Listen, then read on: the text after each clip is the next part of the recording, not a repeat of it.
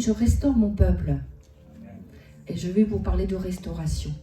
Parce qu'on va arriver dans un temps où on va connaître un répit, un rafraîchissement. Alors ce n'est pas pour faire plus de grâce matinée. Ce n'est pas pour se prélasser et se dire « Oh là là, c'est bien, la vie chrétienne ». Non.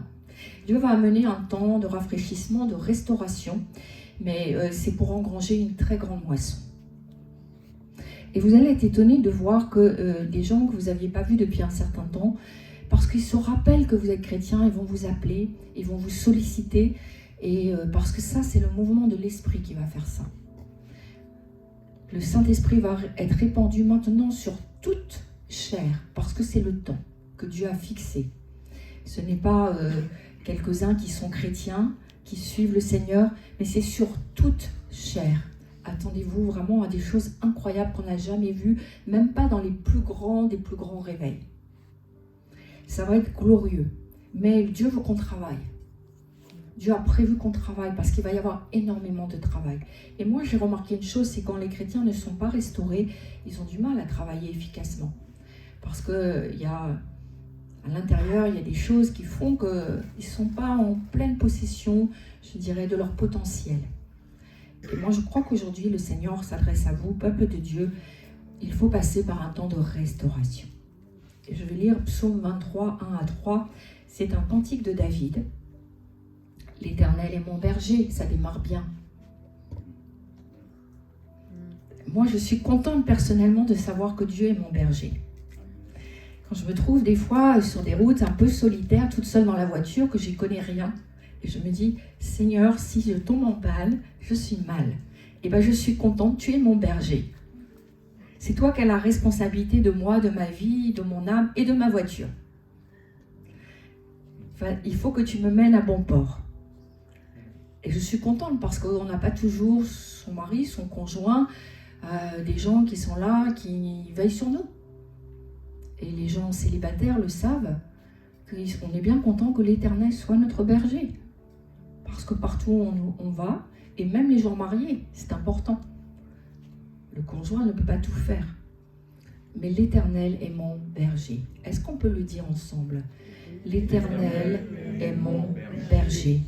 Et nous allons continuer à proclamer « Je ne manquerai de rien.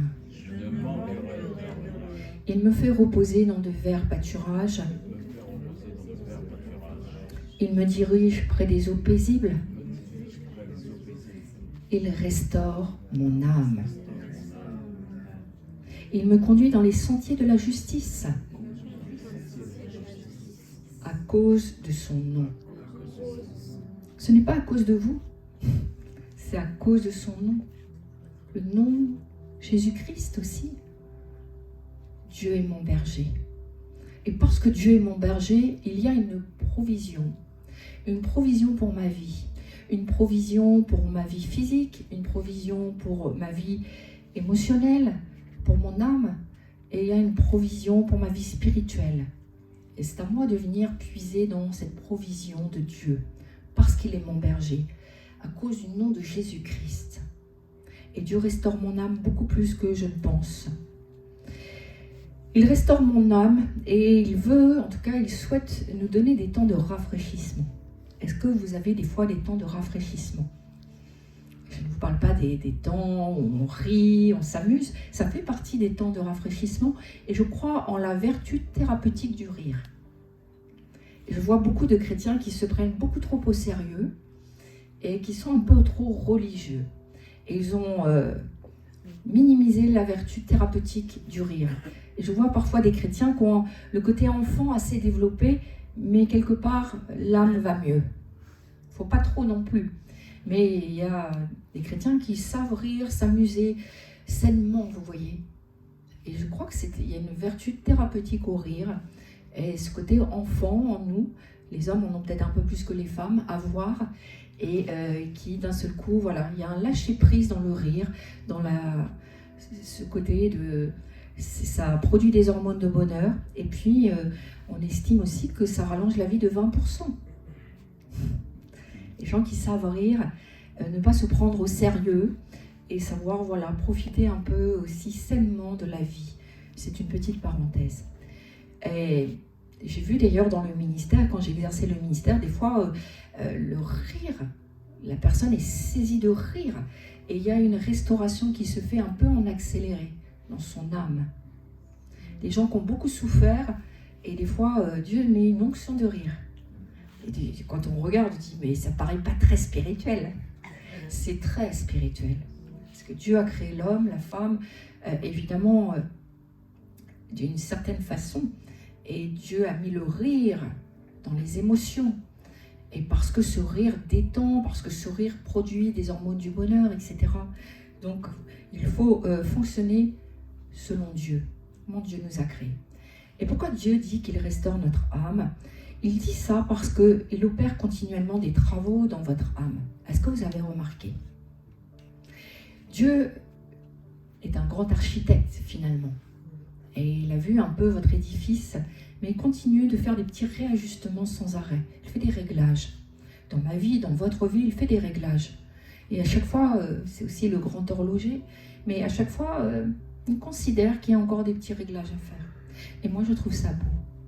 Il restaure, c'est un présent continu, il restaure en permanence ton âme. Ça veut dire quelque part qu'il règle ce qui n'est pas parfaitement réglé. Il harmonise là où il y a de la disharmonie.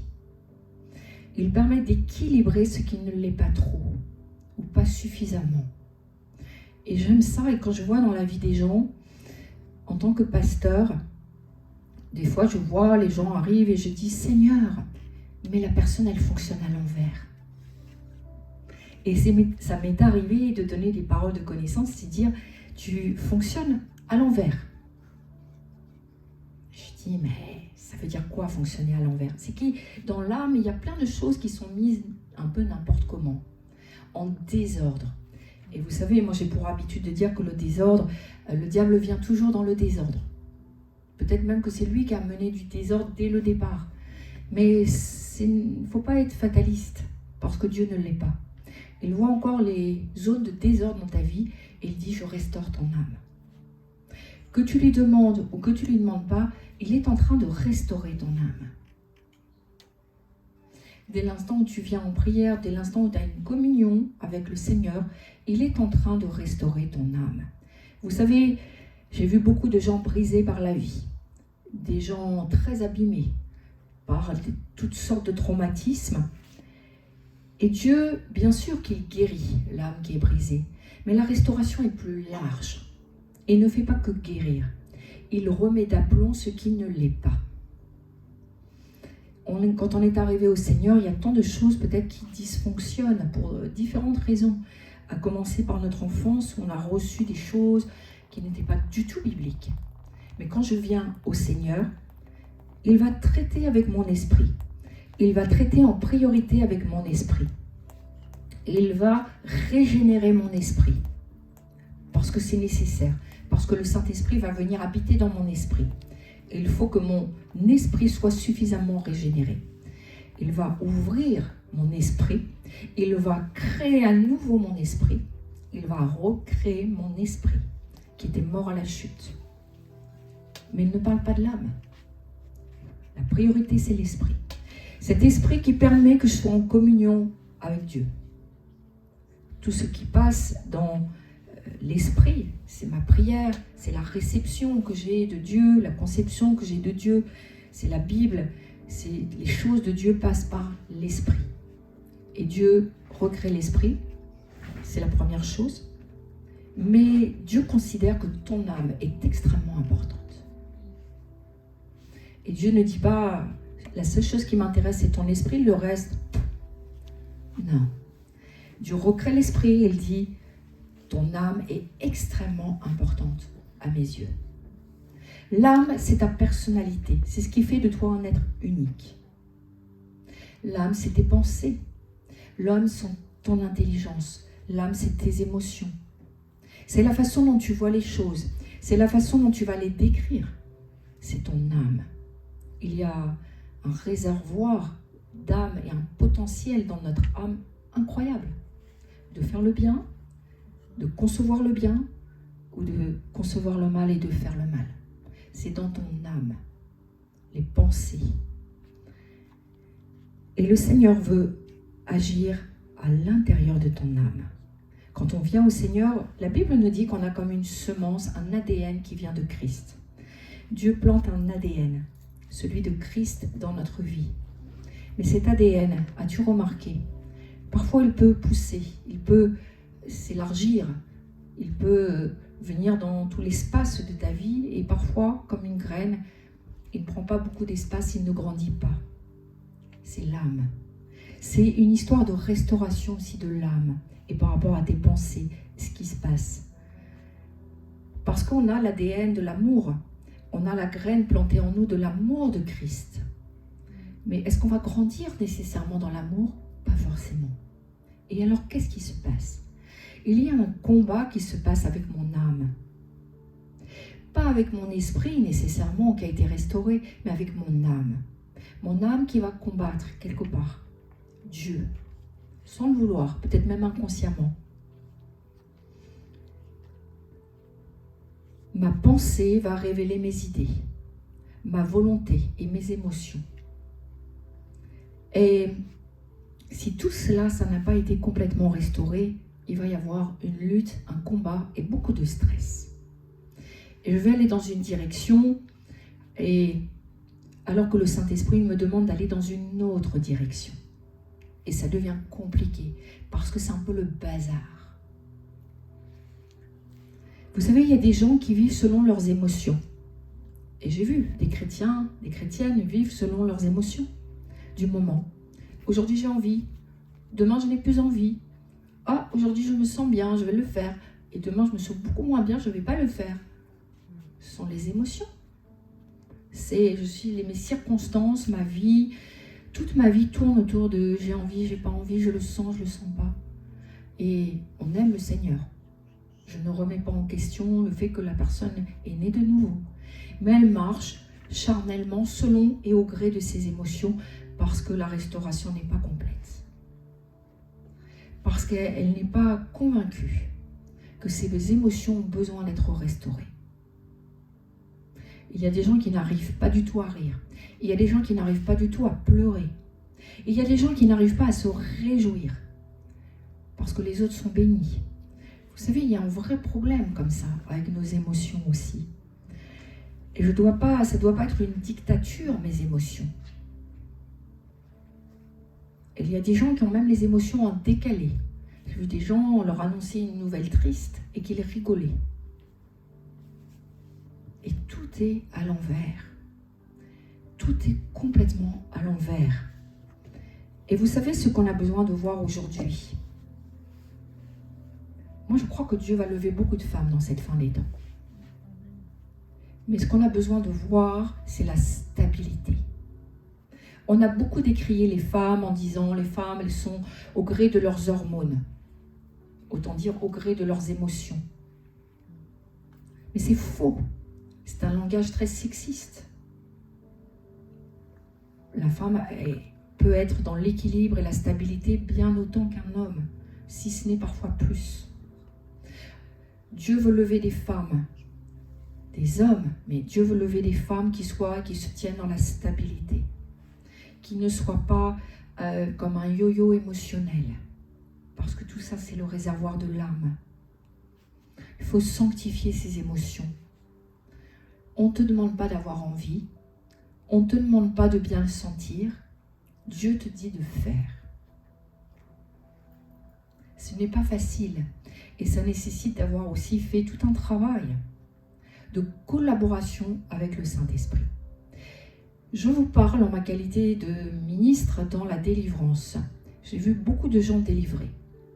J'ai vu des gens délivrés de puissants esprits de dépression et de mort. Mais si l'âme derrière n'était pas restaurée, il ne se passait rien. Je m'explique. La personne qui est très dépressive, elle fonctionne depuis des années avec des pensées négatives. Elle filtre tout par des pensées négatives. Est-ce que le jour où le démon part, les pensées changent? Non. Parce qu'il y a eu un processus dans sa pensée, une habitude qui s'est mise en place, peut-être à cause d'un démon, mais le processus s'est quand même mis en place.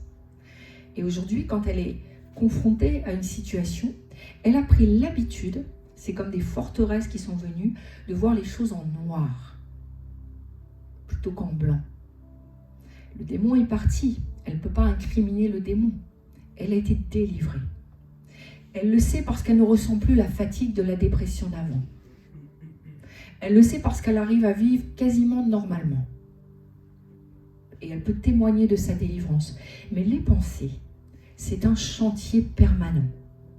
Il va falloir que l'âme soit restaurée intérieurement et qu'elle considère qu'il va falloir faire tout un travail de filtre sur ses pensées et que toutes les pensées noires qu'elle avait, il va falloir les filtrer maintenant. La restauration de l'âme se fait avec la personne du Saint-Esprit. Il y a une collaboration. Est-ce que vous écoutez vos pensées? Parce que si on entend nos pensées, on sait où on va arriver. Et on sait également où on ne va pas pouvoir arriver. Parce que vos actions n'iront jamais plus loin que vos pensées. Il y a un renouvellement dans la stabilité et dans l'équilibre qu'on doit faire avec le Saint-Esprit. Une personne qui a eu des problèmes dans la vie, peut-être un problème d'impureté, elle confesse, elle dit « Seigneur, j'ai fait des choses avant que j'aurais pas dû faire dans l'impureté, pardon. » On prie pour elle, elle est délivrée. Est-ce qu'elle n'aura plus de pensée impure? Non, pas forcément. Parce que je crois que les yeux ont vu des choses. La mémoire se souvient de beaucoup de choses. Les pensées, l'intelligence, tout a été un peu imprégné avec ces choses sales. Et elle va devoir aussi lutter avec le Saint-Esprit pour que tout cela puisse partir et qu'elle voit des choses belles et propres dans son esprit. Vous comprenez? Dieu n'opère pas d'une façon magique. Les démons, quand ils sont là, je dirais que c'est la part la plus facile. On chasse, ils partent, on leur enlève leurs droits. Mais qu'est-ce que je vais faire après dans le chantier de mon âme qui a été polluée, salie pendant tant d'années à cause peut-être des démons ou du péché? Dieu nous dit que la parole nous purifie. Ce que je suis en train de vous dire, parce que c'est la parole de Dieu, est en train un peu de purifier en ce moment vos âmes. Mais si derrière je vais regarder 2 heures de télévision et de choses inutiles ou débiles, ce sera peu dans mon réservoir. Ça ne suffira pas à tout purifier, à changer mes pensées, ma façon de penser. Il y a un combat. Je sais, je me souviens moi-même de ce combat. Parce que j'aime témoigner que moi, j'ai le don de délivrance. Mais ça ne veut pas dire que parce que j'ai le don, j'étais tout de suite délivrée. Je suis à peu près 50% enseignante et 50% vraiment prière, intercession, combat. À peu près dans mon ministère. Et ça dépend des moments. Ce que je veux vous dire, c'est que j'avais tous les enseignements. J'avais la puissance sur moi. Et pourtant, je n'avais pas toutes les délivrances. Et c'est difficile parce que je priais pour des gens qui étaient délivrés de choses dont moi, je n'étais pas délivrée. Et je disais, heureusement qu'ils ne sont pas au courant. Alors l'imposition des mains, c'est quelque chose, on peut le faire effectivement quand on s'est éloigné du péché et quand on vit une vie de sainteté. Mais après, on est obligé de compter sur Dieu pour la délivrance réelle. On supplie, on rentre dans des jeûnes, dans des combats personnels, on pose des autels, on fait des offrandes, mais on attend Dieu. Et si Dieu ne fait rien? Et moi, j'ai remarqué une chose, j'ai remarqué que Dieu me tenait dans l'humilité. Pas dans l'humiliation, parce que c'est diabolique, mais Dieu me tenait dans l'humilité. Il me disait, un jour ce sera ton tour. Mais en attendant, fais-moi confiance. Et je continuais à prier pour les gens et à constater qu'ils étaient délivrés dans des domaines où moi, je n'avais pas eu la victoire. Et aujourd'hui, je suis contente de cela. Parce que je crois que je peux être une mère dans mon domaine. Parce que je sais par quoi on doit passer pour obtenir toutes ces délivrances. Parce que moi, j'ai pris ce chemin-là. Je n'ai pas emprunté un autre chemin. Je n'ai pas été, vous voyez, tapis rouge et poussière du ciel. poussière d'or. Non, j'ai pris le même chemin que vous et moi, que vous pour avoir mes délivrances. Et j'ai souffert dans des jeûnes. On ne doit pas souffrir normalement dans le jeûne. Ma chair a souffert. Et je me suis humiliée. J'ai crié à Dieu. J'ai dit, Seigneur, mais pourquoi moi je n'ai pas la victoire? Alors qu'il te suffit, pouf, en un instant. Et Dieu m'a beaucoup parlé dans cette période-là. Il m'a dit, le don n'est pas pour toi. Le ministère n'est pas pour toi. Et c'est humiliant aussi, et la chair... Et j'ai dit, et Dieu m'a tenu tête, en quelque sorte, jusqu'à ce que je réalise que j'étais un don pour l'Église avec un grand E.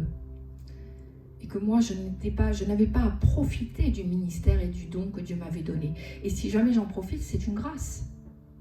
Mais que le don n'était pas pour moi. Il est pour l'Église, pour le corps de Christ. Et je vous appelle, si vous avez un don, à considérer ou à reconsidérer qu'il est pour le corps de Christ. On ne peut pas faire un détournement parce que Dieu n'est pas dans l'affaire. Si tu as reçu un don pour l'intercession, détourne-toi de toi, vite et au plus vite. Prie pour les autres, prie pour la France, prie pour les âmes qui se perdent. Et Dieu, dans ta grâce, dans sa grâce, verra aussi tes besoins. Et je crois qu'il y répondra. Mais Dieu nous tient quand même dans l'humilité. Et Dieu veut qu'on crucifie la chair, vous voyez. Tout ça, c'était une histoire d'âme. Et j'ai souffert dans des jeûnes comme vous et moi, enfin comme vous avez pu souffrir dans des jeûnes. Et j'ai beaucoup pleuré. Je crois que j'ai dû pleurer en années, parce que ça a été très dur, le ministère de délivrance. J'ai eu des combats de toutes parts, de l'extérieur, de l'intérieur, des trahisons, des persécutions. Mais j'ai tenu fond, j'ai tenu bon. Parce que le don n'était pas pour moi. Et je voulais pouvoir délivrer l'Église de Jésus-Christ et le corps de Christ. Et j'ai tenu bon. Année après année, dans les pleurs bien souvent, mais Dieu ne m'a pas laissé tomber. Je crois le meilleur pour l'avenir. Je crois que Dieu n'en a pas fini avec le ministère et avec moi. Parce qu'il va lever une armée de femmes, et ça fait longtemps moi que j'ai prophétisé ces choses, et de jeunes, mais ça fait des années que j'avais déjà prophétisé cela, que dans les derniers temps Dieu allait lever des jeunes et des femmes, et des hommes, bien sûr, mais quand on dit des jeunes et des femmes, c'est massivement. Mais il faut s'oublier, il faut accepter de réajuster son âme, et d'opérer les réglages nécessaires. Mon père spirituel, qui est le pasteur Daniel Vindini, que je salue et que je bénis, quand j'étais en formation auprès de lui, puisque j'étais pasteur adjoint dans l'église Parole de Vie pendant 10 ans, à peu près, et j'ai vu ce que c'était la charge d'une église aussi, et j'ai eu la grâce d'être à ses côtés dans une formation sévère, difficile. Mais aujourd'hui, je m'enorgueillis d'avoir eu une très bonne formation, qui était nécessaire aussi pour mener à bien la délivrance. Mais ce que j'ai appris, c'est que je suis tombée très malade, puisque j'ai eu un cancer, comme certains savent, à un moment donné, et un cancer de la plèvre, donc j'ai beaucoup de mal à respirer. Mais ce que j'ai appris à ses côtés, c'est que tu te sens bien, que tu te sens pas bien. Que tu sois malade ou en bonne santé, que tu aies envie ou que tu n'aies pas envie, tu vas aller prêcher. Puisque moi, j'avais un appel pour prêcher. Et je me souviens notamment d'une fois où j'étais assise sur une chaise et je lui avais dit, pasteur, ce n'est pas que je ne veux pas, mais j'en suis au stade où j'ai du mal, beaucoup de mal à respirer, c'est très douloureux. Et je lui avais demandé, il m'avait dit, pas de problème, si vraiment tu n'es pas bien, je prêcherai à ta place. Et ce n'est pas que je ne voulais pas. Mais j'avais peut-être pas la foi de croire que Dieu sur l'estrade allait me donner une onction et que j'allais plus ressentir les douleurs. Et puis il était en train d'introduire un petit peu le message et je lui faisais des « Pasteur, ça va pas ?» Et je n'ai jamais parlé avec lui, donc je ne sais pas si c'était consciemment ou pas. Il ne m'a pas une seule fois regardé. Jusqu'au moment où il a dit « Je vais appeler le pasteur Valérie ». Et je me souviens, parce que en moi-même, ça bouillait. Je disais, mais non.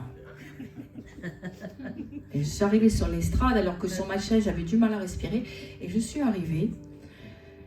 Et j'ai pris un grand souffle et j'ai dit, Seigneur, là, je joue un peu ma vie, parce que si je tombe dans les pommes ici, je vais me ridiculiser. Et pendant tout le temps que j'ai prêché, je n'ai pas senti de douleur. Je n'étais pas essoufflée. Je me sentais tellement portée par l'esprit.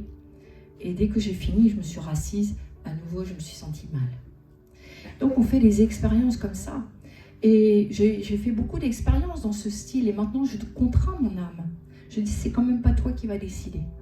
C'est pas mes pensées de peur qui vont décider. C'est pas mes émotions qui vont décider. Et c'est même pas ma volonté qui va décider. Des fois, on m'invite quelque part et moi, j'ai pas envie. Je prie et le Seigneur me dit, oui, vas-y. J'y vais. Et j'ai pas envie. Mais toi, mes émotions, toi, ma volonté, je t'ai crucifié. J'ai mis de l'ordre dans tout ça et j'ai fait du ménage depuis bien longtemps. Et je ne t'écoute pas. Ça, c'est la voie de la réussite avec le Seigneur. Et je vous encourage à jeûner si vous n'avez pas réussi à crucifier la chair. Parce que dans le jeûne, la chair est obligée de se taire et de mourir. Mais le service pour Dieu, c'est assez militaire. Et on ne peut pas s'écouter. On ne peut pas avoir d'état d'âme. Parce qu'il y a des vies en jeu. Il y a des gens qui attendent après vous. Et peut-être des gens qui vont mourir si vous n'intervenez pas et si vous ne priez pas pour eux. Et le Seigneur m'a dit depuis longtemps que je ne devais pas faire passer ma famille avant. S'il y a une mission, je dois laisser ma famille. Je les bénis, ils sont tous chrétiens et au Seigneur et ils servent Dieu et ils comprennent. Mais le Seigneur veut qu'on fasse de lui sa priorité. Je dois prioriser dans mon âme les choses de Dieu. Et en fait, ça, c'est la restauration. C'est quand j'arrive à faire mes délices de tout ce que Dieu me dit et de tout ce qu'il fait. Vous inquiétez pas, tout va bien. Il y a quelques petits bruits, des petites choses aussi qui arrivent du ciel, mais tout va bien. Que ça ne vous distrait pas. On fait confiance au Seigneur. Le toit va tenir. Et nos pensées sont souvent décourageantes. Et je me souviens quand, avant d'avoir mes délivrances, j'étais, vous allez tout savoir, c'est un peu en mode témoignage ce matin, mais j'étais une personne anxieuse.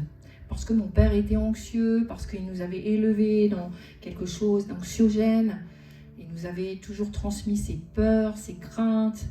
Et moi, j'ai dû lutter avec ça. Parce que quand mes enfants étaient petits, j'étais tout le temps anxieuse. Et je les emmenais à l'école, je les récupérais. Et après, quand ils grandissaient, s'ils avaient un tout petit peu de retard, ça y était, c'était la fin du monde. Et j'ai dit, je peux pas continuer à être comme ça. Dieu dit que l'inquiétude, c'est un péché. Dieu n'aime pas l'inquiétude. C'est aussi grave que le vol, quasiment. L'inquiétude, on doit traiter avec l'inquiétude. Et alors donc, vous avez toujours des frères et des sœurs qui vous disent « Oh, si tu as peur, il faut remettre tes peurs au Seigneur et après, ça va aller, tu vas voir. » Donc, je remettais sans arrêt mes enfants au Seigneur et dès qu'il y avait un problème, je les récupérais. Je disais « Non, je vais traiter ça, moi. » Genre, Dieu, tu sais pas le faire, moi, je vais le faire mieux. Et j'ai fonctionné comme ça jusqu'à ce que je sois arrivée quand même bien dans le stress. Parce que la vie étant ce qu'elle est, aujourd'hui, quand vous avez 3-4 enfants, c'est pas simple. Et j'ai dit, moi, je veux être un modèle de stabilité pour mes enfants. Je veux pas qu'ils me voient avoir peur, m'inquiéter pour eux, parce que alors sinon, moi, j'ai mon témoignage chrétien, je veux qu'ils croient dans le Seigneur. Et s'ils me voient m'inquiéter, ils vont dire, mais maman, il est où ton Dieu? Et j'ai dit, il faut que tu te débrouilles, mais il faut traiter avec ça. Il faut que tu sois un bon témoignage pour tes enfants, pour ta famille. Et il n'y a pas très longtemps que j'ai avoué cela à mes enfants, que j'étais inquiète quand ils étaient petits parce qu'ils ne s'en étaient pas vraiment aperçus. En tout cas, je ne crois pas de ce qu'ils m'ont dit. Donc, en tout cas, mon discours, c'était toujours « Nous allons faire confiance au Seigneur ». Et au fur et à mesure d'avoir ce discours-là, je me suis aperçue que moi aussi, ça me purgeait. de mon stress, de mes angoisses, de mon inquiétude. Et c'est comme si je m'entendais même à l'avance dire « on va remettre au Seigneur ». Et un jour, j'ai vraiment pu décharger et ne jamais reprendre mes enfants. Je fais vraiment confiance au Seigneur. Avant d'être mes enfants, ce sont les siens. Il s'occupe d'eux et il est leur berger personnel. Et j'étais un bon témoignage de stabilité. Ils sont tous chrétiens au Seigneur et ils servent Dieu. Amen. On doit avoir le même discours. Je veux dire, le dimanche, je ne pouvais pas avoir un discours et en semaine un autre discours. Parce que du coup, vous n'êtes pas un bon témoignage. Parce que croyez-moi, les enfants, ils vous voient vivre. Votre famille vous regarde vivre. Et elle voit si il y a un ajustement, quelque chose qui tient la route. Ou si c'est juste un leurre et une grosse hypocrisie, voire du mensonge. Je ne dis pas que je n'ai pas pleuré par rapport à mes enfants. Mais je dis que j'ai toujours réussi à les remettre au Seigneur. Et à faire confiance à Dieu. Même dans les pires moments. Que cela vous parle pour vos enfants, vos petits-enfants, vos conjoints. Et maintenant, c'est le Dieu qui me le rappelle. Pasteur Louis, j'ai prié pour lui parce qu'il partait. Et il avait beaucoup de route à faire avec ses petits. Et j'ai commencé, et les vieux démons remontent. J'ai commencé à m'inquiéter. Et Dieu a mis tout de suite Léo là. Il m'a dit, avant d'être ton fils, c'est mon serviteur. C'est mon affaire. Amen. Vous voyez, on a toujours nos points faibles qu'on doit travailler avec le Saint-Esprit. On doit œuvrer avec Dieu sans arrêt pour nos âmes. On doit garder notre cœur plus que toute autre chose. C'est les sources de la vie. Nos pensées doivent être renouvelées. Mais je crois que tant qu'on sera sur cette terre, il y aura un combat dans les pensées. Parce qu'on a des points de faiblesse. Que ce soit nos pensées charnelles, que ce soit des démons qui nous parlent, que ce soit nous-mêmes, peu importe. Parce que nous pouvons être victorieux dans nos pensées, dans notre âme. Mais c'est un travail de chaque jour. Mais ça vaut la peine de rentrer dans les... Je ne peux pas rentrer dans les projets que Dieu a pour moi si je n'ai pas aligné mon système de pensée. C'est pour ça que Dieu nous dit qu'il faut arroser la prophétie. Parce que quand on reçoit la prophétie, souvent on n'est pas prêt. Et au fur et à mesure que je vais arroser, que je vais obliger mes pensées à aller dans le projet prophétique, il y a un ajustement de mon âme qui va se faire. Il faut écrire les paroles que l'on reçoit et les arroser jusqu'à ce que ça devienne tangible, évident. Je sais que mon avenir, c'est comme ça. Et le diable n'y pourra rien. Ça fait corps avec moi.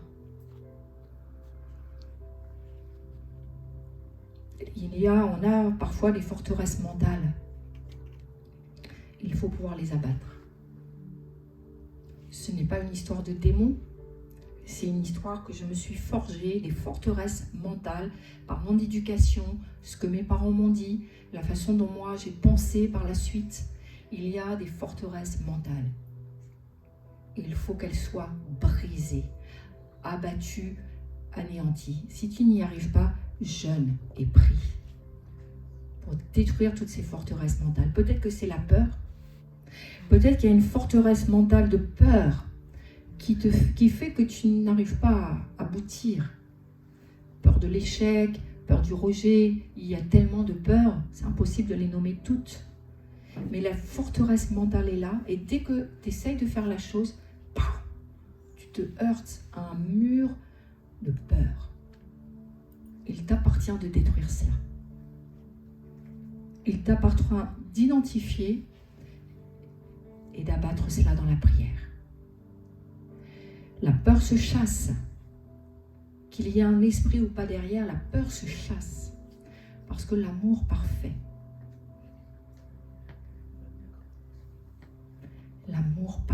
il n'y a pas de peur dans l'amour parfait.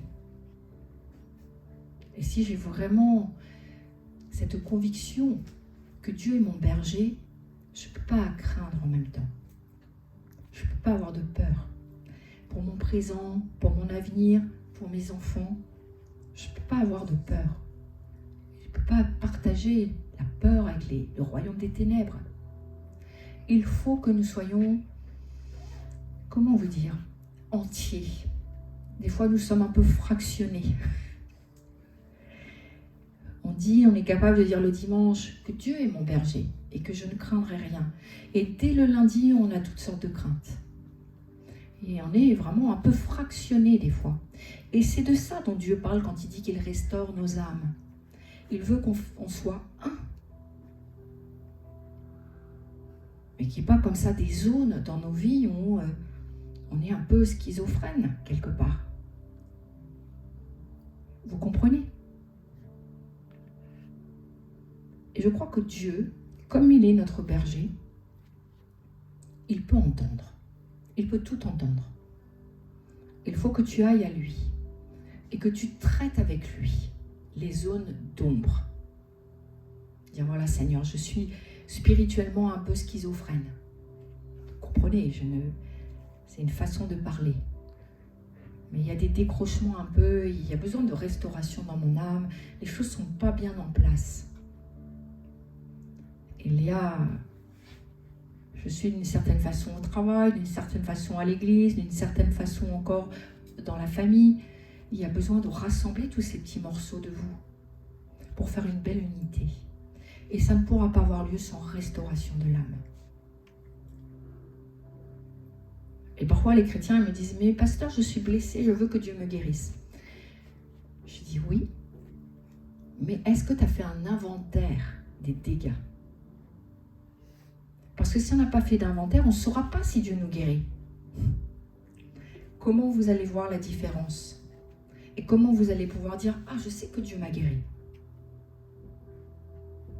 Moi, je trouve ça bien et sain, parce que la Bible dit que c'est un miroir. C'est comme un miroir. Je dois regarder. Je dois me regarder dans la parole de Dieu. Et j'ai fait ça des années, moi. J'ai détecté des fois des choses dans ma vie, parce que je voulais vraiment avoir la victoire sur tous les domaines. Et je disais, je notais, problème de ça. Allez, vas-y, tu vas y arriver. Et après, je réglais un problème, je disais, il y a encore un autre derrière. Je le notais et j'essayais de travailler pour régler cet autre problème. Je vous ai dit que j'étais quelqu'un de très anxieux, j'avais 10 000 peurs qui me réduisaient énormément. Je faisais même des crises d'angoisse, de panique, ces choses-là. Et j'ai lutté contre ces forteresses mentales. J'ai réussi à détruire tout cela. Dieu ne m'aurait jamais pu m'utiliser dans la délivrance si je n'avais pas détruit les forteresses mentales. Dieu ne l'a pas fait pour moi. Dieu ne l'a pas fait pour moi. Il nous veut des gens courageux, des gens qui se lèvent, qui mènent un combat dans leur âme de restauration déjà. Je crois à la vertu du parler en langue. Et je crois que certains qui étaient très anxieux le sont plus grâce au parler en langue. Parce que le parler en langue a cela de bien aussi, c'est qu'il harmonise mon être et il guérit de beaucoup de choses, particulièrement dans l'âme. Mais je crois aussi à notre participation avec le Seigneur. Nous devons, et je vous assure que le chemin de la victoire, c'est celui-là. Si on vous dit, donne un autre chemin, moi je n'y crois pas. Dieu m'a laissé dans mes travers jusqu'à ce que je décide de les régler. Et les pensées, et toute pensée négative, je l'amenais aussi au filtre. Mais pourquoi tu continues d'avoir cette pensée ? Parce que les pensées, c'est des pensées par rapport à soi, par rapport à Dieu, mais aussi par rapport aux autres. Avez-vous remarqué qu'il y en a, ils filtrent tout par la médisance ? Je m'en mords la langue. La médisance. Est-ce que vous avez remarqué que certains filtrent tout par l'égoïsme et l'égocentrisme ? Vous leur dites quelque chose, et moi, et ma petite personne. C'est une histoire de filtre. Il faut détruire cela. Jésus ne tourne pas autour de toi. Et si tu appelles à aider les autres, il t'aidera à un moment donné. Il fera le nécessaire, mais s'il t'appelle à servir les autres, à bénir les autres, ne fais pas tourner Jésus autour de toi. Évite cet écueil. Parce que tu ne sortiras jamais de tes problèmes. Dieu veut vraiment vous restaurer sur le plan émotionnel. Il y a des fois des chantiers. Il y a beaucoup de décisions émotives. Des décisions qui sont prises dans l'émotion. Ce n'est pas juste devant Dieu. Les émotions ne doivent jamais nous pousser à prendre une décision. C'est la sagesse que Dieu nous donne. Utilisons la sagesse. Réfléchissons. Et cherchons la volonté parfaite de Dieu. Parce que les émotions peuvent se présenter parfois comme un ennemi. Il y a des gens, et même des hommes de Dieu, dans la Bible, nous avons aussi des histoires où des personnages sont tombés dans des écueils à cause de leurs émotions. Parce qu'ils ont pris des décisions hâtives, émotionnelles. Quand l'adversité arrive, faites taire vos émotions. Restons calmes. J'ai l'habitude de dire à mes collaboratrices que la semaine avant le séminaire, c'est une semaine où il y a des enjeux, souvent. Et la semaine, c'est un peu l'effet du soufflet. Moi, je dis, encore un soufflet. C'est-à-dire que la moindre chose prend une importance pas possible. Parce que le diable essaye d'amener de la tourmente, il essaye de nous déstabiliser. Et s'il pouvait au point d'arrêter le séminaire et que je ne fasse pas le séminaire, mais ça n'arrivera jamais, ça n'est jamais arrivé. Mais il va amener toute une tourmente à partir de tout et de rien. Et nous, on a l'habitude, on reste calme. Et je dis, il y a des fois, des choses, il ne faut pas les faire, des coups de téléphone, il ne faut pas les passer. On attendra après le séminaire. Mais ça s'emballe. Vous voyez ? Le diable fait feu de tout bois. Et dans ces moments-là, moi, j'ai appris à rester stable. Je reste tranquille. Et je fais taire mes émotions. Parce que sinon, ça va vite de perdre pied dans ces moments-là. Il vous essaie de vous créer des problèmes. Mais le problème ne vient jamais seul. Ça devient un ouragan de problèmes. Ou un soufflet qui monte. Et on a l'impression que ça va très mal se finir. Mais ce n'est qu'un soufflet qui finit toujours par retomber. Mais dans ces moments comme ça, on apprend la stabilité. On apprend à faire taire ses émotions, à rester calme et tranquille. Et des fois, je prie parce qu'il faut prier de toute manière. Je dis, moi, j'ai hâte de voir ce que Dieu va faire. J'ai hâte de voir comment Dieu va faire avec tout ça. Et je me réjouis parce que je sais que de toute manière, Dieu va intervenir d'une façon ou d'une autre. Dans la délivrance, j'ai vécu beaucoup comme ça de persécutions, de perturbations, de perturbateurs. Je sais que ce n'est pas fini. Mais quand mon ministère va commencer à être très connu, j'aurais appris avant à rester calme, tranquille et à ne pas me laisser perturber quand la tourmente arrive. Il faut l'apprendre avant. Quand après vous êtes dedans et dans des grandes tourmentes, si vous ne l'avez pas pris avant, vous perdez pied. Et vous savez, des fois, je suis trouvée dans des séminaires, il y a déjà un certain temps, mais je me suis dit, oh là là, un problème. Peut-être il va y avoir un problème. Je vous rappelle quand même que la délivrance, les gens sont liés, plus ou moins fortement. Mais des fois, ça prend aussi des proportions. Et j'ai toujours eu pour principe de rester calme, tranquille. Je dis, c'est pas moi qui sois au contrôle du séminaire, c'est le Seigneur. C'est lui qui va s'en occuper. On n'a jamais eu à ce jour un seul problème, vraiment, pas un seul problème grave. Tout s'est toujours très bien terminé dans les séminaires. Parce que c'est le Seigneur qui est au contrôle. Mais je crois que la faille, ça aurait été que moi je m'emballe et que je veuille faire les choses charnellement. Et là, il y aurait pu y avoir des gros problèmes. Il faut être des gens spirituels.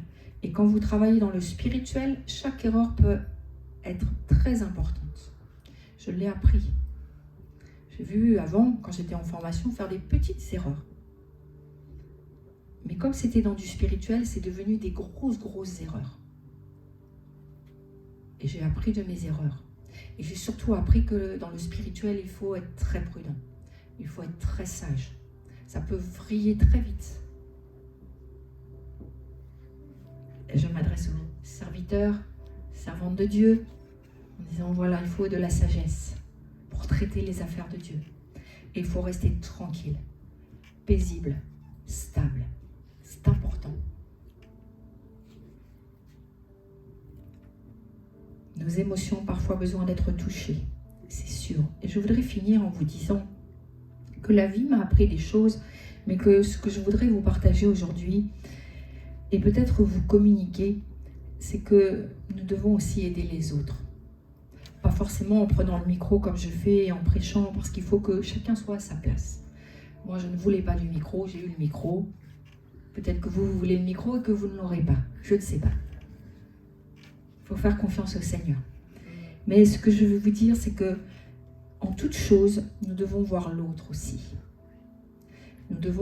On est cette église de la fin des temps, cette église apostasie. C'est une église extrêmement égocentrique. Les gens sont devenus très égocentriques parce qu'ils croient vraiment que Jésus tourne autour d'eux. Mais moi, je vais faire une révélation, Jésus ne tourne pas autour de vous. Jésus est mort pour l'église, le corps de Christ. Et ce qui a de cher au Seigneur, c'est l'église. Et nous, on doit être au service de l'église. On doit être au service des frères et sœurs. Et moi, je vois beaucoup de découragement dans l'église. Parce que les frères et sœurs ne sont pas forcément bienveillants. Et je suis désolée de le dire, parce que moi, dans mon ministère, quand je forme mes collaboratrices, je dis, nous devons être bienveillantes. Il n'y a plus de bienveillance parfois dans l'église. Et on parle d'amour, on ne sait même pas ce que c'est vraiment l'amour. C'est pour ça que je parle de bienveillance. Ne pas toujours voir le mal. Ne pas toujours voir le défaut de l'autre. Le problème chez l'autre. L'autre n'est pas un problème. L'autre n'est pas ton ennemi. Un jour, nous vivrons tous ensemble pour l'éternité. Il vaut mieux qu'on s'apprécie, vous voyez. Et je crois que nous avons le même berger. Mais quand les chrétiens sont tombés dans cet égocentrisme de la fin des temps, c'est leur berger. Et pourtant, c'est notre Père. C'est ton Père, c'est mon Père et c'est notre Père. Je crois que c'est important de considérer cela. Quelle est ma bienveillance envers les chrétiens? Vous n'avez peut-être pas choisi d'être dans cette église, vous n'avez sûrement pas choisi. Mais si Dieu vous veut là, qu'il y ait beaucoup de monde ou pas, il vous appelle à la bienveillance. Et parfois, c'est difficile d'être dans une petite église où il n'y a pas beaucoup de monde parce qu'on côtoie toujours les mêmes personnes.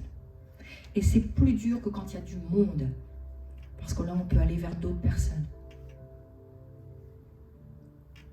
Mais Dieu te forme et t'appelle à la bienveillance, à l'amour fraternel, désintéressé. Et nous sommes tous appelés à deux ministères, je le rappelle assez souvent, c'est le ministère d'intercession et le ministère de réconciliation. Et une des clés pour persévérer dans notre marche avec le Seigneur est dans l'amour, surtout dans l'amour qui est nécessaire. Je sais que c'est une clé, moi, dans mon ministère. Je ne peux pas faire un ministère de délivrance sans avoir beaucoup d'amour pour les chrétiens. Parce que je dois avoir une absence de jugement.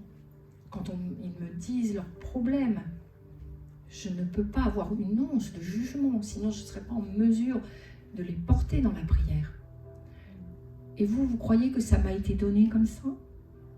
Moi, je vous dis, j'ai dû développer de l'empathie, j'ai dû développer de la bienveillance, j'ai dû développer de l'amour, aller chercher tout ce que je pouvais. Et des fois, je n'y arrivais plus, parce qu'on m'avait trop fait souffrir. Mais j'ai dit, Seigneur, je dois y arriver. Même s'il y a une once encore d'amour en moi, c'est cette once-là que je vais faire grandir. Parce qu'il faut que je sois une personne bienveillante, que je sois une mère.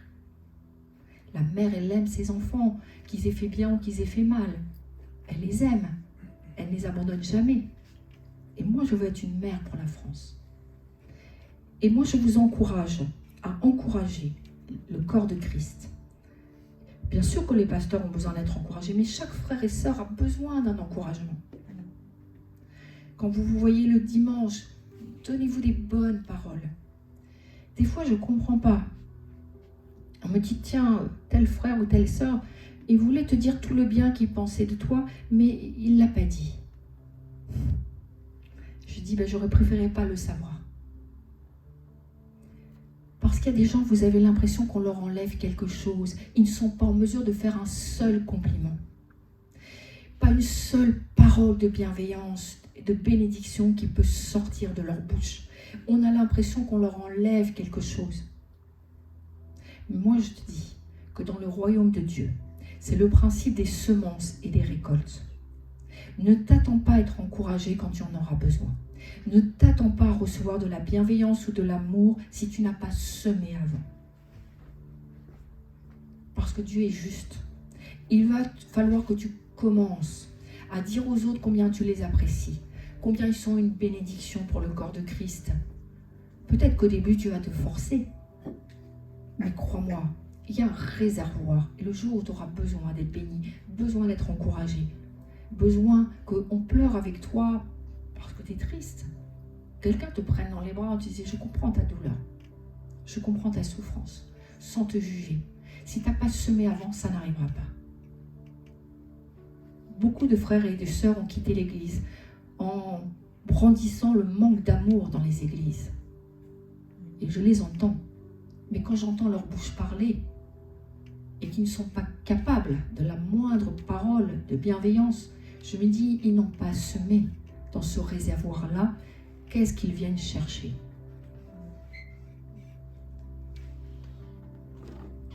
Vous savez, la seule chose qui ne passera pas, vous le savez, c'est l'amour. C'est l'amour qu'on aura donné. C'est l'amour qu'on aura réussi à libérer. Parce que l'amour, c'est réellement une grande bénédiction. Et il n'y en a pas de plus grande. Les dons cesseront. Le ministère de délivrance cesseront. Il n'y aura plus de démons là-haut dans le ciel. Et alléluia, je vais pouvoir me reposer. Mais l'amour sera toujours là. Et moi, je crois que l'amour commence par nous, par toi, par moi. Attends pas que quelqu'un le fasse à ta place. Commence à semer. Peut-être tu ne seras jamais un prédicateur, fais-toi à l'idée, mais il n'y a pas que l'encouragement du haut de la chair. Un compliment, une parole bienveillante. Quelqu'un qui te regarde et qui voit ta souffrance simplement. On passe les uns à côté des autres sans se voir, ni même sans se regarder vraiment. On a occulté dans l'Église de Christ ce côté amour bienveillant. Parce qu'on croit que Jésus tourne autour de nous. Amen. Je voudrais vous laisser avec ça, mais il y a un petit entraînement à faire. Si vous recevez ma parole ce matin et que vous dites, oui, peut-être j'ai des choses à restaurer quand même dans mon âme, peut-être on ne vous a jamais fait de compliment, mais ce n'est pas une excuse. Peut-être ce n'est pas recevable. Moi, je n'ai pas des parents qui me faisaient des compliments. Et au moindre compliment, on disait, lui, fais pas de compliments, elle va s'enorgueillir. Je sais ce que c'est de ne pas avoir reçu de compliments. Ça a été toute une génération comme ça. Mais moi, je fais des compliments à mes enfants. J'ai montré de la bienveillance et de l'amour. Et je n'ai pas été sur un modèle parental. Parce que je trouve que ce n'est pas bien, ce n'est pas juste de dire aux enfants quand ça ne va pas. Et de jamais leur dire quand ça va bien. Mais pour les frères et sœurs, c'est pareil. Ne vous habituez jamais à un frère et une sœur au point de ne plus voir sa souffrance ou son bonheur. Je crois qu'il faut avoir des yeux spirituels, et voir un frère et une sœur, et la capacité qu'on a en soi, le potentiel de le bénir et d'être bienveillant à son égard. Dieu va nous envoyer beaucoup de gens qui vont aller mal, très mal. Et qu'est-ce qu'on va faire? Est-ce qu'on va continuer de croire que Jésus tourne autour de notre petite personne? Ou est-ce qu'on va se dégager de nous, faire mourir la chair et dire, mais il n'y a pas que moi quand même. Moi j'ai la grâce, que je connais le Seigneur, ça va. J'ai un toit, j'ai de quoi manger. On m'a annoncé l'évangile. Mais je crois qu'il faut aider ceux qui ne vont pas bien, ceux qui chutent, être sensibles à leur souffrance, les aider à se relever, les remettre dans le circuit, ne pas les juger et les aimer. La restauration, et je terminerai par ça parce que j'ai parlé de notre restauration personnelle, mais nous devons restaurer le corps de Christ. Je ne suis pas la seule, avec mes collaboratrices, à être appelée à un ministère de restauration. Je crois que vous et moi, nous pouvons restaurer une personne. Nous pouvons comprendre, entendre sa souffrance, sa chute, l'aider à se relever, à se redresser, l'aider à être restauré et rétabli dans l'Église de Jésus-Christ. Nous avons tous cet appel-là, individuellement, parce que c'est ce que Dieu a fait avec nous. Il est notre berger. Un jour, il nous a relevés de la boue. Il nous a nettoyés. Il nous a restaurés. Et nous a établis dans le corps de Christ. Et il veut que nous soyons des petits Christ. Et que nous puissions faire la même chose. Et moi, j'appelle l'Église de Jésus-Christ à revenir à la bienveillance et à l'amour. L'amour bienveillant, la bonté. Parce que ça, on ne s'en lasse jamais. Et ça, on en a tous besoin. Et je crois que restaurer une vie, c'est avant tout être bienveillant. C'est savoir aimer sans juger, sans critiquer. Faisons la peau à toutes ces critiques, à ces schémas mentaux, à ces forteresses mentales qui nous amènent à toujours juger, à dévaloriser, à voir toujours ce qui ne va pas chez l'autre, la poutre, la paille. L'Église qui vient, et ça a été dit, je crois par le pasteur Daniel, quand il est venu ici, il a dit il va falloir apprendre à jeter le filet différemment pour la pêche miraculeuse. Et moi, je crois qu'une des stratégies, c'est certainement pas la seule. Dieu nous éclairera en son temps, mais c'est revenir à quelque chose, un schéma simple que nous trouvons dans Actes des Apôtres, qui est cet amour du corps de Christ. Vous n'êtes pas obligés de bien vous entendre, parce qu'on est très différents les uns les autres. Et Dieu nous a placés avec des grandes différences. Mais on doit reconnaître quand même que la personne appartient au Seigneur, que c'est mon frère, que c'est ma sœur. Et que parce que c'est mon frère et ma sœur, je l'aime. Et je suis prêt à m'oublier moi-même, un temps, peut-être mon petit confort, peut-être donner du temps, peut-être de l'argent, parce que Dieu nous parle aussi des offrandes et des aumônes. Mais ne pas être insensible à la souffrance de l'autre. Et Dieu veut que tu sois un instrument pour restaurer dans le corps de Christ un frère, une sœur. Et l'amour que tu auras donné couvrira une multitude de péchés. Alléluia. Je vais m'arrêter là, je voudrais juste prendre un temps pour prier. Et juste après ma prière, nous couperons la caméra. Seigneur, je te loue et je te bénis. Et je te remercie pour ta parole. Ce n'est pas ma parole, et je ne la revendique pas comme étant ma parole, mais ta parole, Seigneur. Parce que tu as voulu que je parle de la restauration. Parce que c'est ce qui va se passer. Je veux que ce soit un message prophétique aussi. Parce que Dieu va nous envoyer énormément de monde, une grande moisson, mais nous devons aider les gens et les restaurer, et les établir ou les rétablir. Et est-ce que nous pouvons dire, Seigneur, fais de moi un instrument entre tes mains de restauration pour la vie d'une personne, de dizaines de personnes, voire plus selon ton bon vouloir. Je te promets, Seigneur, que j'achèverai ce que tu me confies. Et quel que soit le travail qu'il y aura, je ferai une restauration complète. Aide-moi à aimer davantage mes frères et sœurs. Que de ma bouche se trouvent des encouragements, des compliments, des bonnes paroles, Aide-moi à ne plus être égocentrique, tourner vers ma petite personne, mes petits besoins. Je veux voir l'autre avec le cœur que tu as pour les perdus. Je veux voir l'autre, mon frère, ma sœur, avec les yeux d'amour que tu as, Seigneur, pour lui ou pour elle. Fais une transformation dans mon âme, parce que je n'en suis pas capable. Agis en cet instant. Je te donne ma vie, je te donne mon avenir, mon temps, mes circonstances, parce que je sais que tu es mon bon berger et que en toute chose, tu prendras soin de moi. Au nom de Jésus-Christ, Amen. Voilà, soyez vraiment bénis.